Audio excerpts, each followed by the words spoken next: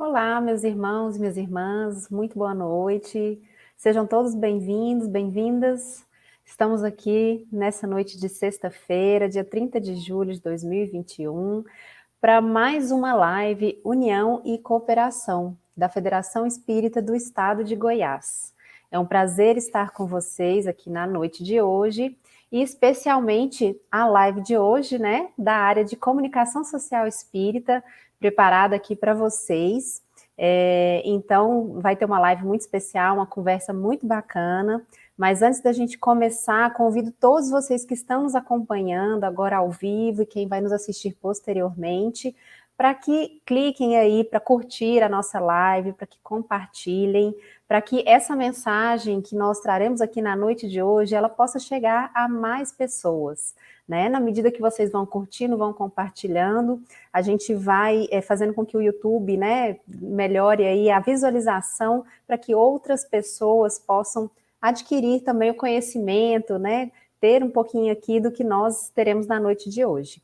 Então, convido a todos vocês para, desde já, e quem ainda não estiver inscrito aqui no canal também, inscreva-se, ative o sininho para poder receber as notificações, né? Passou aí no vídeo para vocês, tem bastante coisa bacana, muitos estudos acontecendo aqui.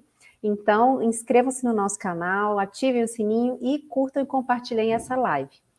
Então, meus irmãos, como falei para vocês, na noite de hoje, né, estamos aqui para a live da área da comunicação social espírita e nós vamos falar sobre trabalho em rede, caminhos para a unificação. E quem vai me acompanhar aqui na mediação na noite de hoje é a nossa irmã Valéria Acúrcio. Convido a Valéria para poder estar aqui. Boa noite, Valéria. Boa noite, amigos. Que alegria estarmos juntos mais uma vez numa live da área de comunicação social espírita. Essa área tão importante para o centro espírita, aquela área que permeia todas as demais áreas, faz a integração de todas. Esse é o nosso objetivo aqui hoje. E é uma alegria muito grande estar com vocês. Mais uma noite de estudos, né, de aprendizado. E ainda mais do lado de uma pessoa tão especial, a minha querida Carla, que a partir de agora é a coordenadora adjunta da área. Seja bem-vinda, Carla, à área. Ela já era da equipe, agora ela é coordenadora adjunta, então vai estar acompanhando a gente no trabalho da unificação por todo o estado de Goiás. Não é isso, Muito Carla? bom, é isso aí. Estou muito feliz, né? Estou aqui para trabalhar. Espero que tenha bastante trabalho para a gente poder fazer esse trabalho maravilhoso de divulgação da doutrina espírita. Conte comigo. E hoje nós vamos ter conosco uma pessoa muito especial, muito querida. Eu estou com ela na série de estudos, Comece pelo Começo, na Revista Espírita. Uma pessoa muito querida do meu coração, Cristiane Drux. Boa noite, Cris. Queria ligar meu microfone aqui. Oi, Valéria, Carlinha, boa noite. Eu aqui me sinto honrada de poder estar aqui com vocês falando de um assunto tão caro ao nosso coração, né? Da comunicação social espírita, do trabalho em rede, com vistas à unificação. Vai ser um prazer enorme estarmos aqui nesse espaço para refletirmos juntas. Isso mesmo. E a Cris, pessoal, ela é diretora executiva da área de comunicação social espírita do CERJ, né, que é a Federativa do Rio de Janeiro. Então, é uma pessoa que está há muito tempo no trabalho, conhece profundamente, né, o trabalho da comunicação e vai trazer vários conhecimentos para nós, principalmente nesse trabalho em rede.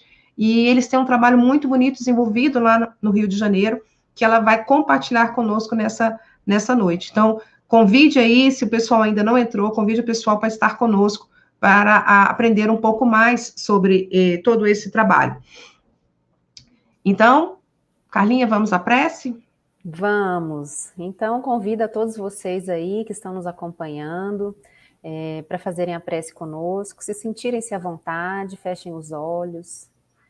Vamos aí sentar-nos confortavelmente, elevando o nosso pensamento ao alto, rogando ao Mestre Jesus as suas bênçãos sobre nós, a espiritualidade amiga que possa nos intuir para que esse estudo possa ser conduzido da melhor forma possível, em especial para nossa irmã Cris, que vai expor para nós sobre esse tema tão importante, tão caro para nós, que seja muito bem intuída a nossa irmã. Rogamos ao Mestre Jesus as suas bênçãos e agradecemos por mais uma oportunidade de estarmos aqui reunidos em estudo, em oração, em aprendizado, e que nós possamos colocar esse aprendizado em prática no nosso dia a dia. Estamos muito agradecidos por mais essa oportunidade. E assim nós damos por iniciada a nossa live da noite de hoje. Que assim seja. Bom, pessoal, essa live, a proposta dela é que a gente possa trazer temas pertencentes a cada área de trabalho, cada uma das áreas, né, funcionais do Centro Espírita. Então, aproveitem, né, esse momento, digam de onde vocês estão falando e te tragam as suas perguntas, as suas dúvidas, né, tudo que em relação à comunicação social espírita, a Cris conhece bem e ela pode nos ajudar nesse momento.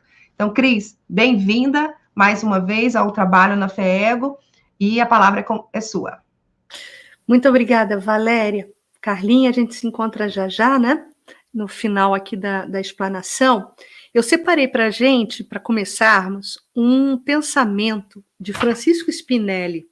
Esse pensamento ele pode ser encontrado no livro Crestomatia da Imortalidade, publicado pela Livraria Espírita Alvorada, e foi uma psicografia de Divaldo Pereira Franco, nesse livro, que é uma compilação de mensagens de espíritos diversos, em 1969. Então, Francisco Spinelli nos dizia algo muito precioso a respeito da unificação. Diz ele: a unificação é trabalho de entendimento que ninguém pode desdenhar na seara espírita. A unificação, ela é fruto da agregação de forças dispersas pelo personalismo e pelo egoísmo, milenares adversários do homem, objetivando a causa comum a todos. A gente vai sublinhar isso, objetivando a causa comum a todos. E já a gente vai retomar esse conceito quando falarmos de rede. Objetivando a causa comum a todos, que é o triunfo do espiritismo evangélico racional e libertador nos corações humanos. Então, Francisco Spinelli nos brinda com essas palavras tão bem sedimentadas, tão verdadeiras, reproduzindo de uma certa forma também o pensamento do nosso codificador Allan Kardec, quando em Obras Póstumas declara: um dos maiores obstáculos capazes de retardar a propagação da doutrina seria a falta de unidade. Essa é outra palavra importantíssima. Unidade sem uniformidade. E nós também vamos trabalhar sobre esta questão quando nos debruçarmos na questão da conceituação do que é trabalho em rede. Então, para darmos continuidade, né, à exposição dessa temática, nós vamos tentar aqui juntos visualizarmos uma estrutura de rede, uma estrutura de malha, onde podemos ver, imaginar, agora mentalmente, né, essa estrutura de malha, onde existem pontos de união.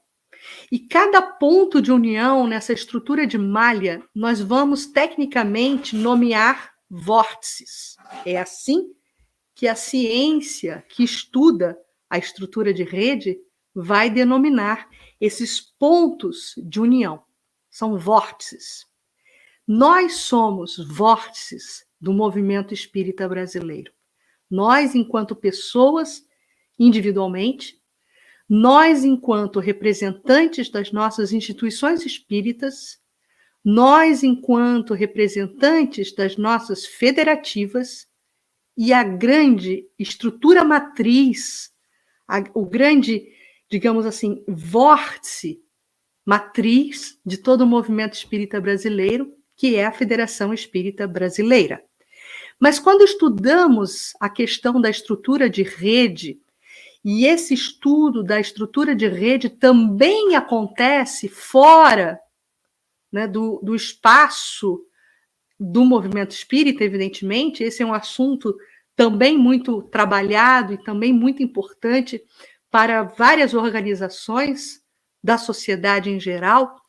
Esse estudo da estrutura de rede inspirou, inclusive, um grande teórico americano que se chama Richard Dawkins. E ele lançou um best-seller, que se tornou best-seller, intitulado O Gene Egoísta. E nesse livro, Richard Dawkins faz uma análise sobre conceituações do que seria o trabalho em rede. E usa essa teoria, exemplifica, melhor dizendo, essa teoria dentro do universo da biologia, por exemplo. E quando ele faz isso, quando ele faz e gera essa aproximação conceitual do que se conhece em biologia, ele nos diz o seguinte: a vida, ela desenvolveu uma estratégia de perpetuação e sustentabilidade. Ele chega a essa conclusão. E como é que ele sustenta essa sua ideia de que a vida chegou a desenvolver no seu mecanismo automático dessa estratégia de perpetuação e sustentabilidade, como é que a vida chegou a esse mecanismo, essa culminância de mecanismo? Ele nos explica que a vida cria um código de informação. Vejam só, que interessante. A vida cria um código de informação que está em um gene, por isso o nome do livro e o nome da obra, O Gene Egoísta, que está em um gene e que estabelece determinados impulsos e procedimentos no organismo, de tal maneira que ele busque perpetuar-se através de diferentes mecanismos. Mecanismos que podem ser de autorreprodução e de reprodução combinada, quando genes de diferentes matizes se conjugam para um aperfeiçoamento e também para poder potencializar uma melhor adaptação ao contexto que aquele organismo está inserido. Nós vamos observar isso de uma forma muito clara, de uma forma muito contundente no mundo animal, né? Existe ali toda uma sequência lógica de depuração genética da própria espécie, visando justamente um melhor desempenho e uma melhor sustentabilidade. Em relação ao homem, quando do surgimento, né, da raça humana, do Homo sapiens, percebeu-se, e ele faz essa catalogação, ele faz essa observação, Richard Dawkins, que dentro da raça humana, com o homem, estabeleceu-se uma nova estratégia de perpetuação da própria espécie. Mas essa estratégia, ela não estava assentada, estabelecida sobre bases estruturais, ou seja, bases da combinação material, da matéria biológica, molecular, genética. Essa estratégia de perpetuação da espécie passava por um aspecto imaterial, e é o aspecto que nós hoje entendemos como cultura. A cultura, dentro da raça humana e para o homem, passou a ser uma estratégia de fortalecimento e de adaptação, segundo Dawkins, dos indivíduos biológicos a uma realidade. Então, Dawkins identificou a unidade de disseminação, de espraiamento dessa estratégia de reprodução e denominou essa estratégia de reprodução de ideias, denominou como meme. Ele deu esse nome, meme, a essa estratégia de reprodução de ideias. E o meme, segundo ele, não está codificado na estrutura biológica nossa, material, do corpo humano, mas permite disseminar uma estrutura de pensamento, de processos, de ideação, de atividades e conceitos que, pela memorização, pelo processo de memorização, provoca justamente a estratégia de reprodução de hábitos e de cultura. Né? Então, o que isso tem de importante? Por que nós estamos trazendo todos esses conceitos e todas essas revelações trazidas por Richard Dawkins nesse livro, O Gênio Egoísta, que depois seria também desdobrado por um outro grande autor de best-seller, Fritjof Capra, que se tornou mundialmente conhecido pelo livro O Tao da Física, onde ele também vai nos falar sobre o fenômeno das redes na teia da vida. Né? Esse livro também se tornou um best-seller. Então, quando nós estudamos o fenômeno das redes, e quando falamos de atuação em rede, também estamos buscando convergência e semelhança à nossa estrutura da malha federativa do movimento espírita brasileiro. Quando falamos nos fenômenos da rede, no fenômeno da rede, melhor dizendo, estamos também trazendo a ideia de ser um processo de integração estrutural através do qual dois pontos autônomos, e aqui a gente vai recuperar aquela conceituação de vórtice. Então, dois vórtices que são pontos autônomos dentro dessa estrutura de rede se conectam para permutar memes, aquilo que Richard Dawkins conceituou no Gênio Egoísta. Nós permutamos memes, permuta de elementos que não são da sua própria estrutura, e sim um processo de espraiamento de ideação, espraiamento de ideias, um conjunto de itens conectados entre si. O que significa dizer que, dentro de uma estrutura de malha, de uma estrutura de rede, a observação das partes, ou seja, de um único vórtice, não é capaz de descrever o todo. Por isso que acreditamos tão firmemente naquela conceituação também trazida pelo grande tarefeiro espírita aqui do estado do Rio de Janeiro, originalmente nascido no Paraná, mas depois radicado aqui no Rio de Janeiro, Lins de Vasconcelos, um dos patronos da nossa federativa, do Conselho Espírita do Estado do Rio de Janeiro, quando ele fala que a estrutura federativa ideal é que o todo se representa na parte e a parte se representa no todo, ganhando convergência com isso que o estudo ordinário das pessoas e dos homens entendem dentro do estudo do fenômeno das redes, que é essa conceituação, que a observação das partes não é capaz de descrever o todo. E nós verificamos em várias estruturas, tanto do microcosmo material quanto do macrocosmo do universo, que tudo isso sempre, tanto o microcosmo como o macrocosmo, também vão evidenciar, né, toda essa dinâmica de rede. E esse é um conceito que passou a nortear todas essas estruturas, tanto as microscópicas do microcosmo, quanto as macro, né, as estruturas macro do universo, das galáxias.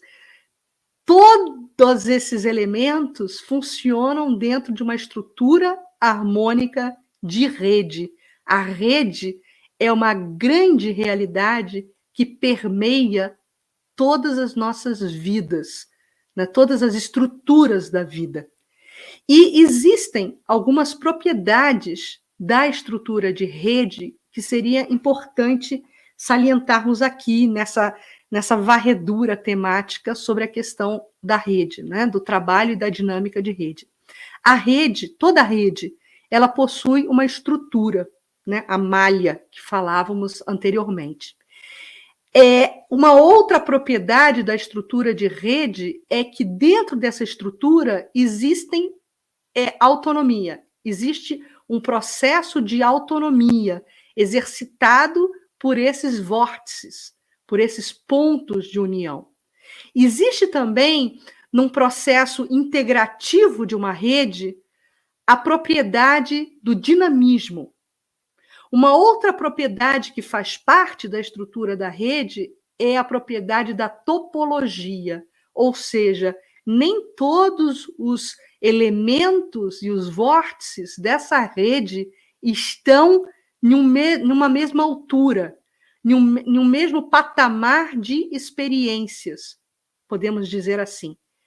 Existem também diferenças, distinções entre os vórtices dessa rede, os pontos convergentes dessa mesma rede, em relação à potência. E essa potência, ela é medida na capacidade que esses vórtices possuem de propagar as suas ideias, de influenciar, de sensibilizar. E nesse processo de influência e nesse processo de sensibilização, estabelece-se paralelamente um outro processo, que é o processo de alcance, é o processo de conexão. Então, dentro de uma estrutura de rede, nós podemos observar que existem alguns vórtices, alguns pontos que se ligam, que possuem muito mais ramificações que outros. Isso também é um fenômeno observável dentro de uma estrutura de rede. E essa capacidade de influência, essa capacidade de disseminação, ela vai se transformar também em uma propriedade de robustez, ou seja, dentro de uma estrutura de rede, existem alguns pontos que são mais fortes, mais robustos do que outros.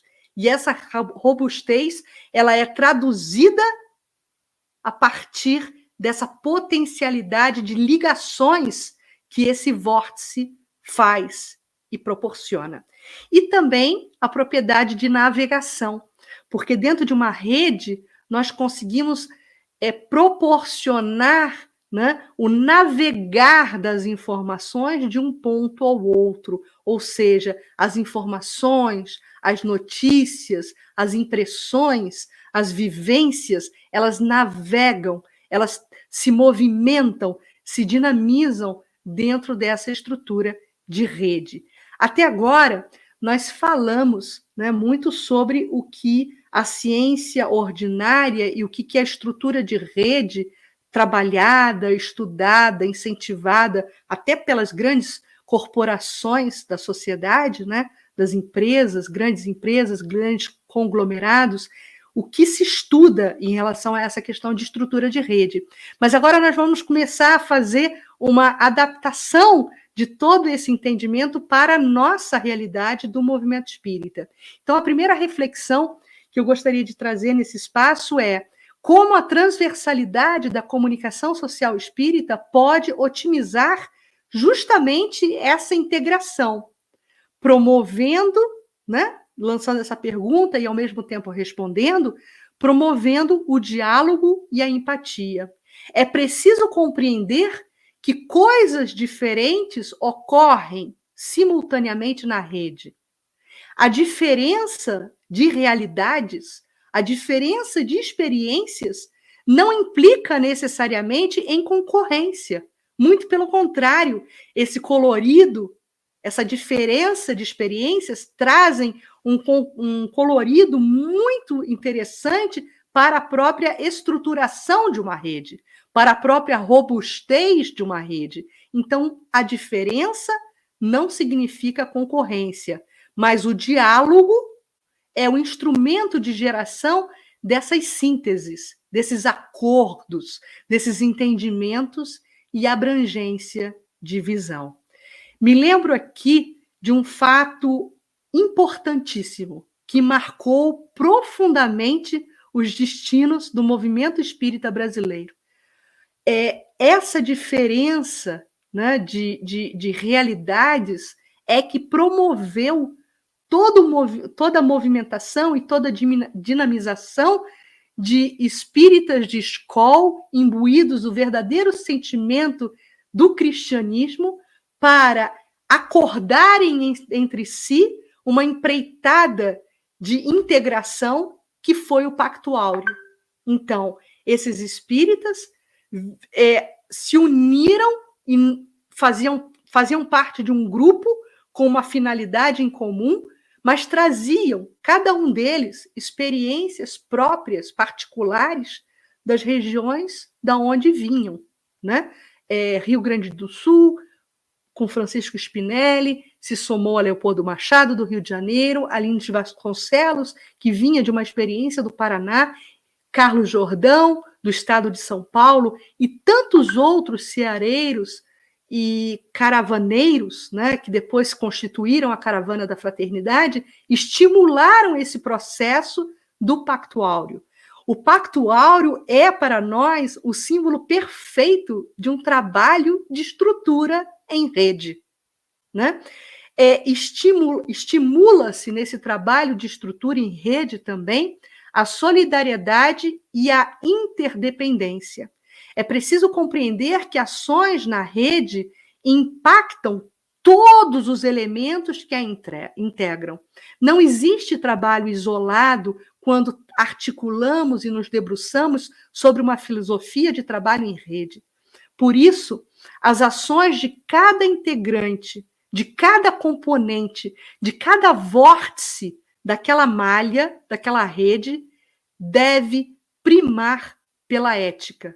E aí a gente se lembra da questão 629 do Livro dos Espíritos, provando que o que fazemos gera impacto ao nosso redor.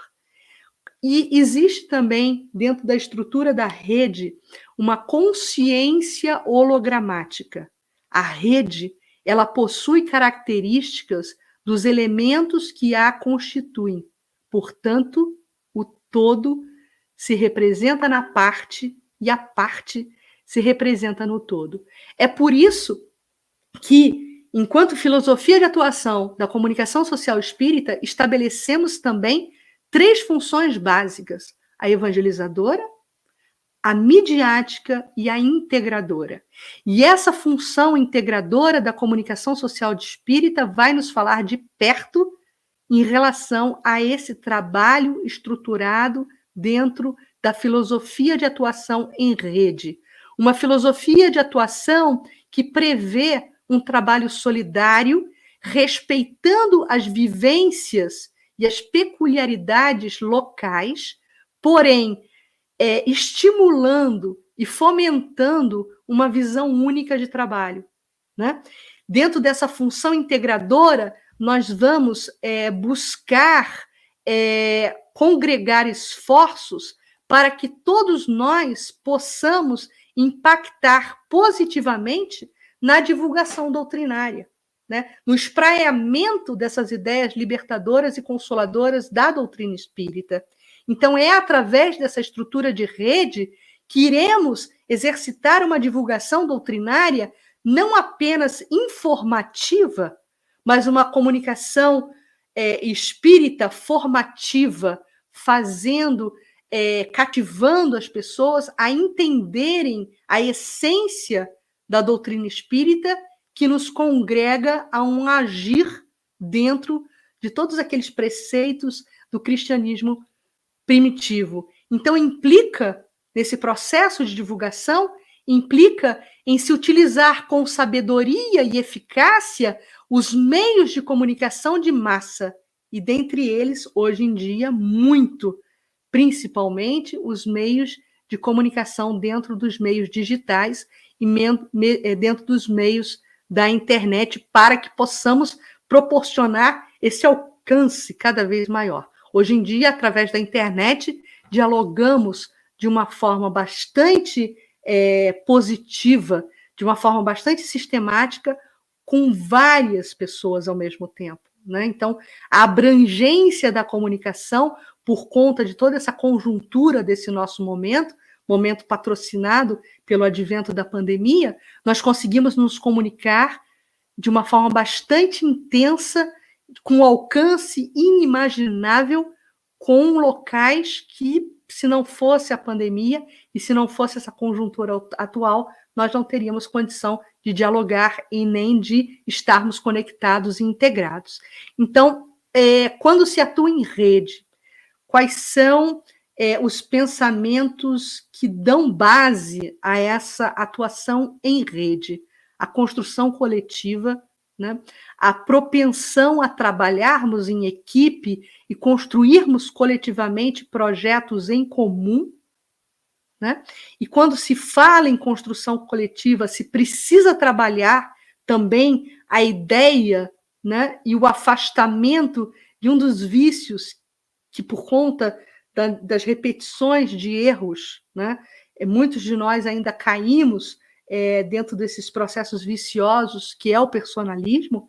Então, dentro desse processo de construção coletiva, nós buscamos nos afastar dessa tendência do comportamento personalista, né, saindo do pensamento individual e buscando o pensamento coletivo, e a própria codificação da doutrina espírita nos mostra isso, porque nós estamos buscando servir a uma doutrina que é dos espíritos. A própria doutrina, ela já nasce, ela já tem a sua gênese nessa filosofia de construção coletiva. Não foi apenas um espírito que se associou a Allan Kardec e ditou a ele a doutrina. A doutrina, ela é plural, ela nasce plural, ela é constituída, né, e foi através da capacidade, do talento de Allan Kardec, que ela pôde ser traduzida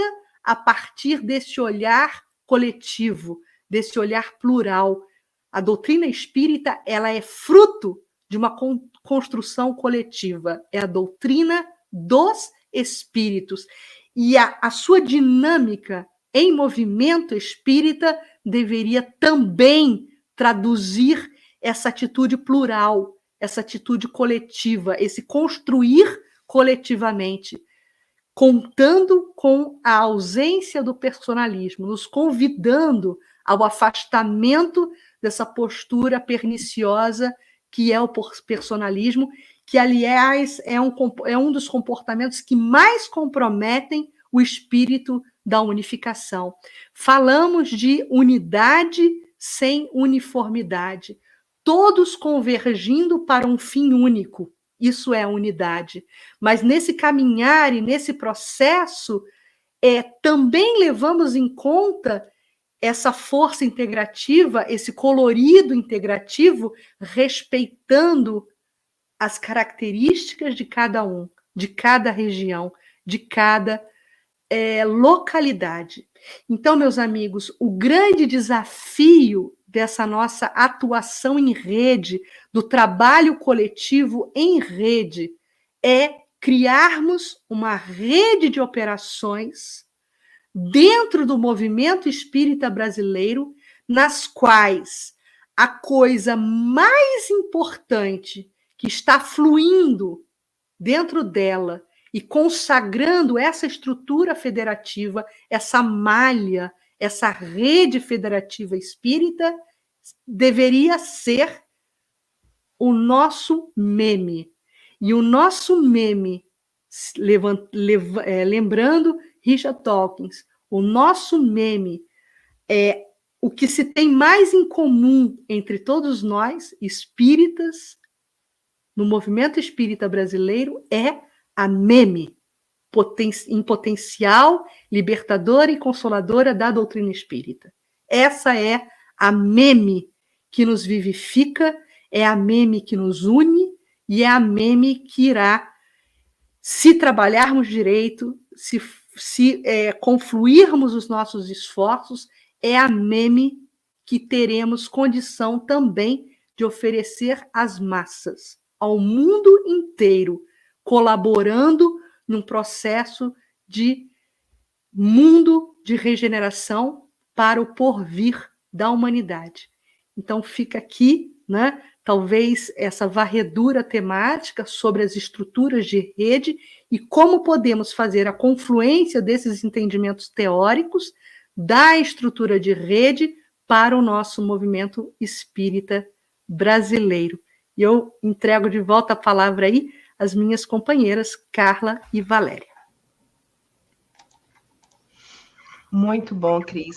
E engraçado quando você fala que nós somos plural, né? Então a doutrina é plural, e a gente no estudo da Revista Espírita, a gente vê não só nas obras da codificação, que a gente percebeu, sabe claramente, né? Mas principalmente na Revista Espírita, onde a gente enxergou Kardec, ele lá na introdução ele coloca, né, que a proposta era tornar comuns conhecimentos e interagir com o público. Então, a Revista Espírita é um exemplo claro desse compartilhar, né, desse trabalho em rede que Kardec acabou fazendo. Não seria isso? Ele foi um grande entusiasta desse trabalho em rede. Inclusive, ele nos fala um pensamento muito importante, que é preferível termos várias instituições espíritas, muitas, pequenas do que poucas grandes. E nesse pensamento já está embutido justamente essa visão do codificador, da importância da estrutura, da malha, da rede, né? Porque sendo muitos e atingindo vários pontos, nós estaremos dando, né, nós estaremos mirando e focando uma daquelas características da rede, que é a potência e a robustez, né? A rede, quanto mais se espalha, ela mais atinge, o alcance dela é maior, né? Então, é preferível termos vários vórtices do que uma rede diminuta centralizada em um núcleo único, porque isso não é divulgação, isso não é constituição de malha federativa, né? Então, Kardec já nos ensinava naquele momento, no século XIX, que o ideal é termos aí várias casas espíritas pulverizadas por muitas regiões. Cris, e nesse movimento aí da estruturação do trabalho em rede, né? Você falou aí dos caracteres, né? Evangelizador, questão evangelizadora, midiática, integradora. Como que nós estamos? O movimento espírita hoje, em que pé que está aí da estruturação do trabalho em rede? Estamos conseguindo propagar, né, a mensagem da doutrina de forma integrada? Como é que está nesse momento? Carlinha, ótima a sua questão, porque eu penso que, em termos teóricos, nós estamos muito bem, né? Nós tivemos aí, no inaugurar do século XX, né, esses homens pioneiros, né, que constituíram o grupo patrocinador do Pacto Áureo. Eles tiveram a visão avantajada de futuro, né, tendo o Pacto Áureo para mim um grande símbolo do trabalho em rede, e eles inauguraram, né, através dessa união de pensamentos e esforços, uma estrutura modelar ideal, que é o Conselho Federativo Nacional. Então, hoje, nós temos uma estrutura modelar ideal no movimento federativo brasileiro, onde realmente o todo se representa na parte e a parte se representa no todo. Haja visto todos os programas de trabalho que não emanam da FEB, são organizados pela FEB. Mas os programas de trabalho, o programa de trabalho do movimento espírita brasileiro, ele é confeccionado, ele é constituído a partir desse vai e volta, né? Desse levar demandas, construir projetos e devolver para o próprio movimento espírita essas demandas já trabalhadas em projetos, em propostas e diretrizes de trabalho. Então, a estrutura atual do movimento espírita brasileiro, teoricamente, está muito bem sedimentada e muito bem constituída. O que falta, e eu acho que é um dever de casa que precisamos ainda cumprir, é fazer a dinâmica dessa estrutura modelar de rede funcionar harmonicamente. Porque o que acontece? Nós temos a estrutura em malha, nós possuímos vórtices, né? Como eu disse no início, um centro espírita é um vórtice, uma federativa é um vórtice, um trabalhador espírita é um vórtice. Mas o que precisamos fazer é azeitar, é dinamizar o fluir das informações dentro dessa estrutura de rede. Daí a importância dessa congregação de esforços, daí a importância do papel da comunicação social espírita patrocinando o fluir dessas informações. Porque de nada adianta, Carlinha, Valéria e todos que nos acompanham, nos reunirmos no Conselho Federativo Nacional, antes presencialmente, uma vez por ano, sempre nos meses de novembro, no mês de novembro, anualmente, para arregimentarmos esforços, fazermos planejamento de trabalho, estabelecermos diretrizes no Conselho Federativo Nacional, né? E esse trabalho, ele ganha publicidade, ele ganha desdobramento nos estados, mas não, esse trabalho e esse planejamento, ele não pode estacionar na federativa. Ele precisa chegar na casa espírita, ele precisa chegar na ponta.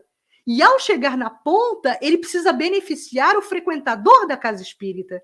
Então, o que falta para a gente, no meu entendimento, ainda, é cumprirmos esse dever de casa, é fazermos esse movimento, a dinâmica, podermos dar a essa estrutura de rede a dinâmica que ela merece e precisa. Porque a informação da casa espírita precisa chegar lá na FEB. E o trabalho constituído na FEB e feito coletivamente enquanto diretriz e programa de trabalho também precisa ser devolvido até a ponta, até a casa espírita. E se houver, nesse meio de caminho, obstáculos, e aí eu retomo a ideia do personalismo, eu retomo a ideia da vaidade, eu retomo a ideia do feudalismo, que, infelizmente, ele, no movimento espírita, ele não é uma palavra atinente à Idade Média. Existem muitos feudos ainda dentro do movimento espírita, e muitos senhores feudais dentro do movimento espírita. Né? Infelizmente, a gente não pode se articular ferindo essa filosofia de rede. Né? Ninguém é senhor do castelo, não existe isso dentro do movimento espírita, ou a priori não deveria existir, porque se nós estivermos funcionando nesse modo de ação, nós estamos ferindo a própria doutrina que buscamos representar. A doutrina espírita, como eu disse, ela nasce plural, ela nasce integrativa, ela nasce fruto de contribuições várias de muitos colaboradores espirituais que nos entregaram esse presente da doutrina espírita. Então, nós não podemos amesquinhar a nossa atuação como tarefeiros espíritas. Precisamos buscar o entendimento. A palavra que deveria reger as nossas atitudes dentro do movimento espírita é benevolência, tolerância, empatia, entendimento, é realmente buscar aplicar as virtudes que aprendemos com a doutrina espírita, porque senão seremos semeadores de fachada, né? Precisamos ser tarefeiros e propagadores do bem, sendo mensageiros, porque o mensageiro é aquele que vive a mensagem. E esse é talvez o nosso maior desafio, né? Nos afastarmos desse comportamento pernicioso do egoísmo, do personalismo e buscarmos realmente mobilizarmos todos os nossos esforços e sabermos da importância da nossa participação nessa estrutura de rede e fazer veicular, fazer dinamizar esse fluxo de informações, sem mancharmos com a nossa visão pessoal e amesquinhada. Fantástico, Cris. Nós temos uma pergunta aqui do Centro de Estudos Allan Kardec. Boa noite a todas. Na sua opinião, como melhora a comunicação social entre os dirigentes? Deve ser como melhorar, né? A comunicação social entre dirigentes, trabalhadores, de uma prática no centro espírita? Pois é, essa pergunta é ótima também, porque a gente vê que na ponta, né, que é a casa espírita, às vezes, nós falhamos em comunicação interna. Vou dar um exemplo muito rápido. Às vezes, nós estamos trabalhando numa determinada área da casa espírita, o livro dos espíritos, com jovens, por exemplo. E aí nós estamos trabalhando essa temática, mas os coordenadores não se falam. O coordenador do grupo jovem não fala com o coordenador da área de estudos. Não se falam, acham que os programas de trabalho podem ser tocados de forma independente, eles não se falam. E aí, o livro dos espíritos está sendo trabalhado por uma efeméride no grupo jovem, e o grupo do estudo do espiritismo também está trabalhando essa mesma efeméride, mas não há uma convergência de ação. E essas áreas começam a atuar dentro da casa espírita como ilhas. Isso é algo que verificamos muito ainda, infelizmente, nas estruturas das casas espíritas. Os coordenadores não se falam. Não há um planejamento estratégico em comum. Como se a doutrina espírita não fosse comum às duas áreas. Então, isso é uma tendência que precisamos quebrar. E respondendo objetivamente a questão, falta comunicação interna, às vezes, dentro da casa espírita. Né? Nas empresas, nós temos inclusive, departamentos de comunicação e de marketing interno, nas grandes corporações, nas grandes empresas. Porque já se percebeu, os grandes empresários, as grandes lideranças, que a comunicação interna é algo que pode reforçar e dar mais potência ao trabalho, àquela empresa. E por que nós não fazemos comunicação interna nas nossas casas espíritas? Né? Às vezes a gente verifica, quando existe uma liderança muito autoritária na casa espírita, um símbolo disso não tem uma caixinha de sugestão. Ninguém pode sugerir nada. O dirigente não quer ouvir as sugestões, porque ele acha que tudo de melhor sai da sua própria cabeça. Então, assim, são pequenas amostras, né, de a quantas anda, digamos assim, a estrutura estratégica, né, daquela casa, como funcionam as coisas, né? Muito interessante essa questão aí do planejamento estratégico, né, Cris? Que você Sim. mencionou a questão de grandes empresas, e a gente pensa, não, mas o centro espírita geralmente é uma casinha, é um lugar pequeno, tem poucas pessoas, mas a gente pode adequar essa questão do planejamento estratégico, do marketing, da comunicação interna, né, para a gente poder realmente desenvolver isso aí que você colocou de uma visão única, né, através de uma construção coletiva. A gente pode, além de cooperar com a divulgação, a gente pode ajudar o outro no trabalho, fazer um trabalho que está sendo comum, como nesse exemplo que você disse, de repente está sendo feito pela juventude e está sendo feito ali pelo pessoal dos estudos. Então a gente poderia ter um esforço concentrado apenas em um tema e um outro grupo trabalhando o outro, através assim do auxílio mútuo, né? Eles ali, e essa questão do planejamento estratégico, acho que a gente tem que difundir melhor aí, né? Para a gente entender que não é. A gente, claro, sempre dá o exemplo das grandes corporações, porque vem daí, mas a gente pode aplicar, né, Cris, na nossa casinha ali, no nosso centro espírita pequeno, local, a gente consegue, e eu acho que ajuda, né, nessa questão aí da construção coletiva, né? E adequar, Carlinha, essas boas práticas, né?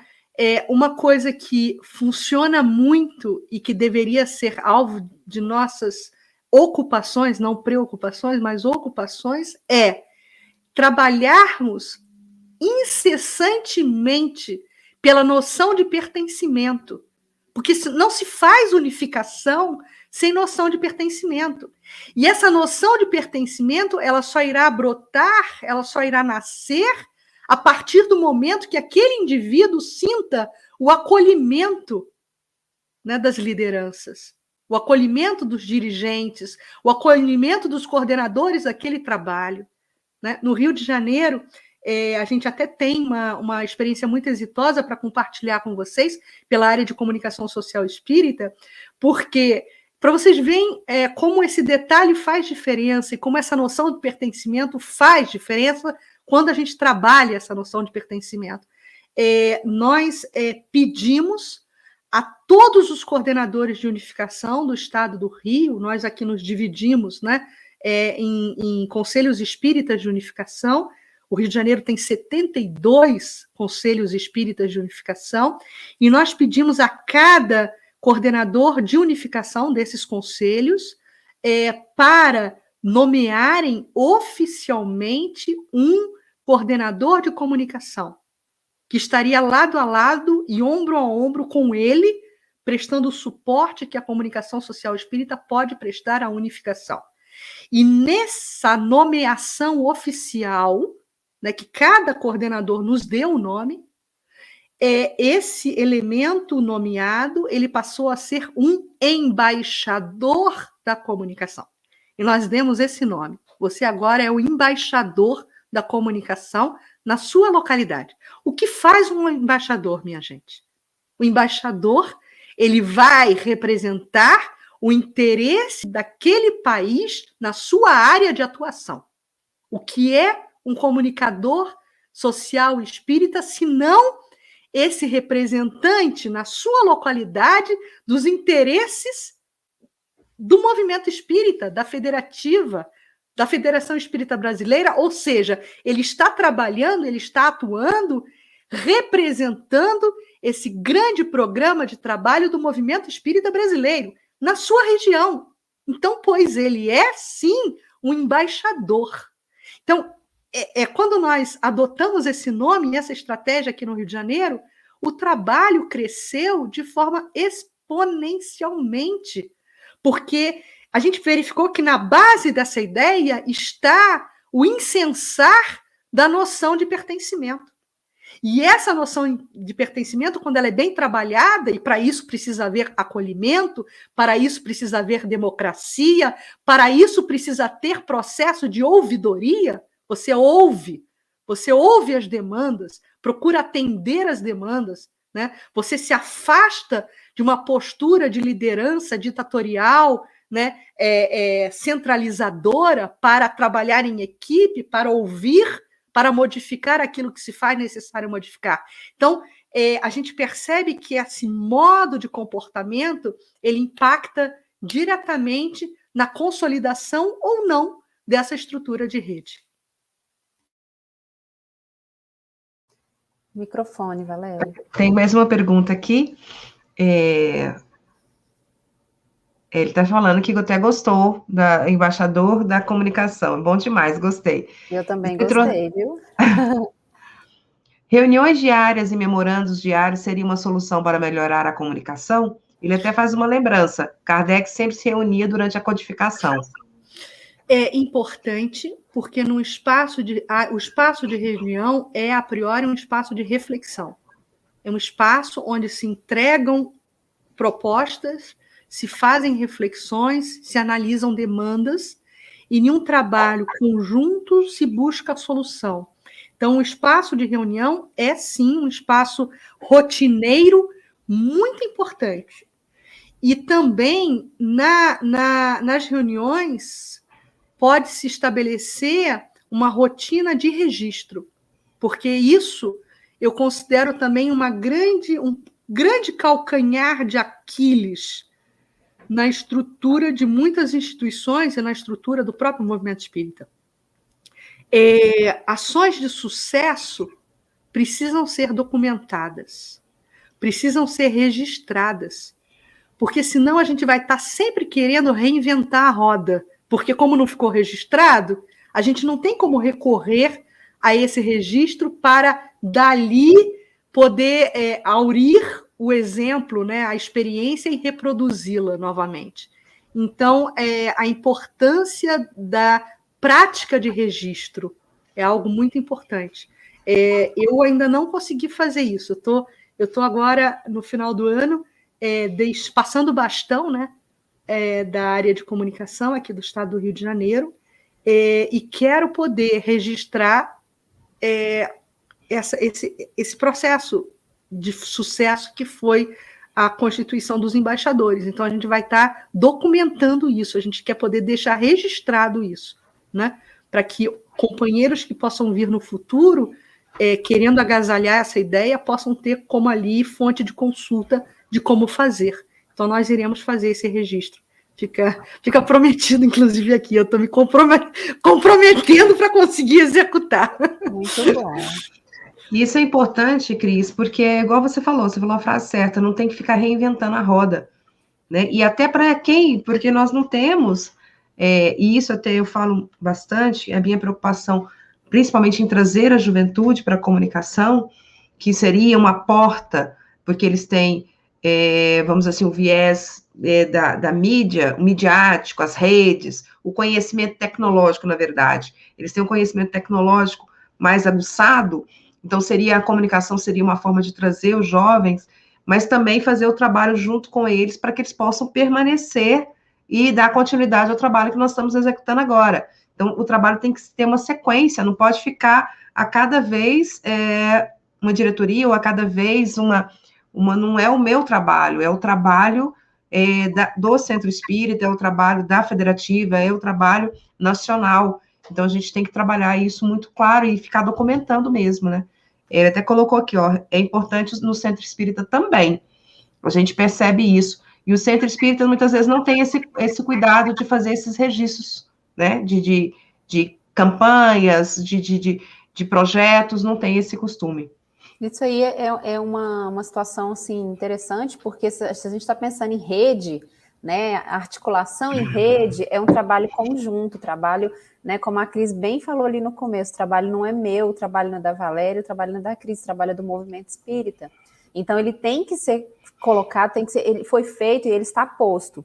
Quem quiser fazer igual, que ótimo, vamos fazer, está dando certo aqui, vamos levar para o Rio, vamos levar para São Paulo, vamos levar para... Então, assim, é um trabalho que é para ser dissipado, né? E daí a importância dos registros, da gente poder compartilhar, né, as informações, porque conhecimento, se não for compartilhado, gente, não serve de nada.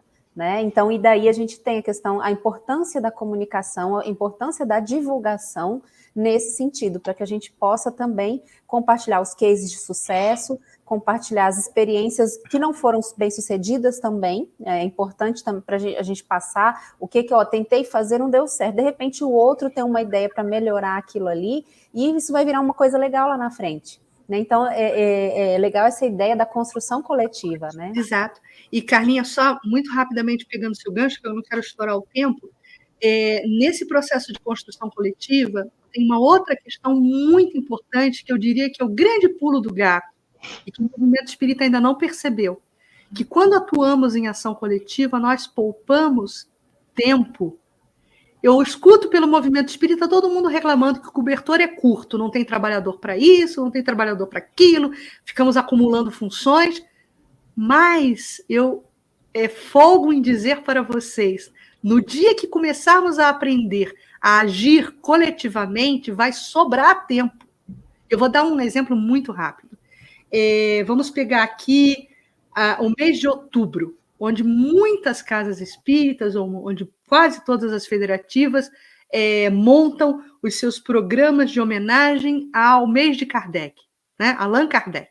Então, a temática Allan Kardec, ela permeia todas as iniciativas de norte a sul do país, do movimento espírita, falando de Kardec, né? Se nós aprendêssemos a agir coletivamente em estrutura de rede, nós poderíamos fazer uma distribuição de tarefas e não ficaria todo mundo fazendo a mesma coisa. Nós construiríamos coletivamente um único cartaz. Um único cartaz, em homenagem ao nosso codificador. E esse, eu estou falando hipoteticamente, tá? Em plano ideal, porque isso ainda não é possível, porque o movimento espírita não atingiu essa maturidade ainda. Mas eu só estou querendo dar um exemplo muito rasteiro de como pode funcionar essa otimização de tempo. Porque todo mundo faz um cartaz em homenagem a Kardec. Se um dia nós tivéssemos essa maturidade de ação, de chegarmos... E para ter essa maturidade de ação, precisa ter capacidade de interlocução. E para termos capacidade de interlocução, precisaríamos ter capacidade e agilidade de podermos rapidamente nos colocarmos em integração. A gente precisa marcar uma reunião onde todo mundo vai estar representado, onde todo mundo vai estar presente, e naquele momento nós estaríamos organizando como faríamos a efeméride de outubro para Allan Kardec. Imagina que sonho! Cada federativa assume uma tarefa em planejamento estratégico de homenagem a Kardec. A gente ganharia tempo. Kardec estaria homenageado em outubro, mas cada um assumiria uma parte dessa tarefa. Agora fica todo mundo fazendo a mesma coisa, se desdobrando, tentando se multiplicar em 10 e não dando conta do recado. Porque a gente não aprendeu ainda a agir coletivamente. Então, nós temos muito a aprender, né? Nós temos muito a caminhar. Ainda bem que nós temos a comunicação para nos ajudar nesse aprendizado. Eu acho por isso que a gente está no lugar certinho, né, Carla? Nós caímos no lugar certinho para trabalhar. Com certeza, ninguém está no lugar errado, né, gente? Todo mundo está no lugar onde precisa estar. Se nós estamos aqui, a gente tem muito para aprender, né, Valéria? Isso mesmo.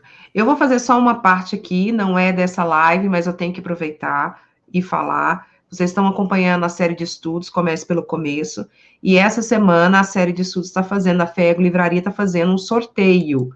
Então, eu quero colocar para vocês, porque é amanhã o sorteio.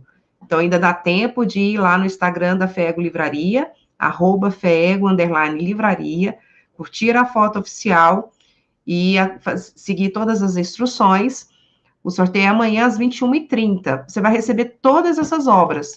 O Pentateuco, que está sendo estudado, mais a revista de 58, que eu e Cris e Camila estamos estudando toda terça-feira. Então, vale a pena, corre lá que ainda dá tempo. Cris, suas considerações finais? Deixar um beijo para todo mundo, a alegria de estar aqui, né? Aqui em Goiás, a gente pode falar isso, dentro do continente invisível, hoje eu estou em Goiás. E é muito bom estar com vocês, é uma alegria sempre renovada, estar com essa gente guerreira aí do Centro-Oeste. Muito obrigada, um beijo muito grande em cada coração. Nós que agradecemos, Cris, a sua disponibilidade, o seu apoio de sempre. A Cris está sempre nos apoiando, nos incentivando no trabalho, e estamos juntas nos estudos, e isso é muito importante, né? Esse compartilhar é muito importante para nós. Então, gratidão por essa disponibilidade de estar comigo, com a Carla hoje, e com todo mundo que está acompanhando, e que vai acompanhar depois, porque essa série também fica gravada no YouTube da FEGO, e pode ser assistida depois também. E vocês podem compartilhar com as pessoas que não puderam assistir agora, né? Pode compartilha lá que a pessoa vai receber, vai assistir e vai gostar bastante, não é isso?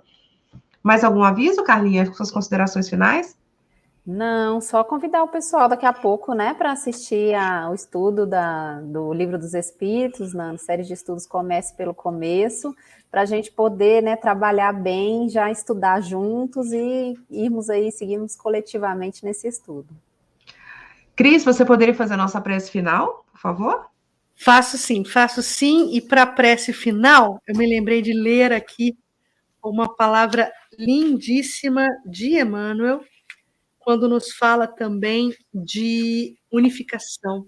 Então, eu vou ler aqui só o parágrafozinho de Emmanuel e aí a gente já emenda na prece, tá bom? Trabalhemos, pois, entrelaçando pensamentos e ações, dentro dessas diretrizes superiores de confraternização substancial. A tarefa é complexa, bem o sabemos. O ministério exige lealdade e decisão. Todavia, sem o suor do servo fiel, a casa pereceria sem pão. Lembremo-nos de que a vitória do Evangelho, ainda não alcançada, começou com a congregação de 12 aprendizes, humildes e sinceros, em torno de um mestre sábio, paciente, generoso e justo, e continuemos, cada qual de nós, no posto de trabalho que nos compete, atentos às determinações divinas da execução do próprio dever. E nesse momento, Senhor, de congregação, de pensamentos, vibrações e energias, As nossas palavras são, em primeiro momento, de gratidão. Gratidão pela oportunidade de travamento de contato com a tua doutrina, Mestre, consoladora e libertadora. Gratidão pela oportunidade que nos deste, dos postos de serviço em favor da construção de nós mesmos, em favor da construção da mentalidade cristã sobre a face da terra. Protege-nos, Senhor.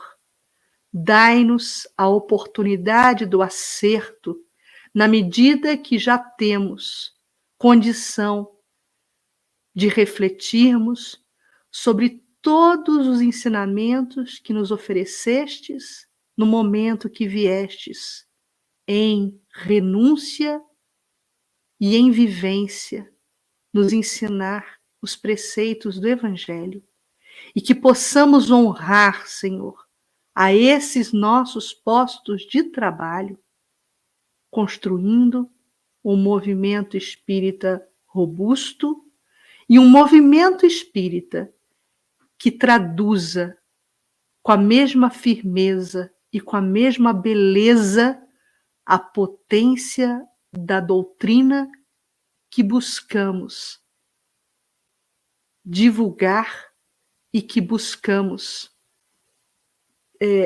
oferecer ao mundo. Muito obrigada, Senhor, e que assim seja. Agradecemos a todos e desejamos boa noite. E só um tempinho para beber uma água e acompanhar a próxima live, o próximo estudo. Um grande abraço a todos. Boa noite.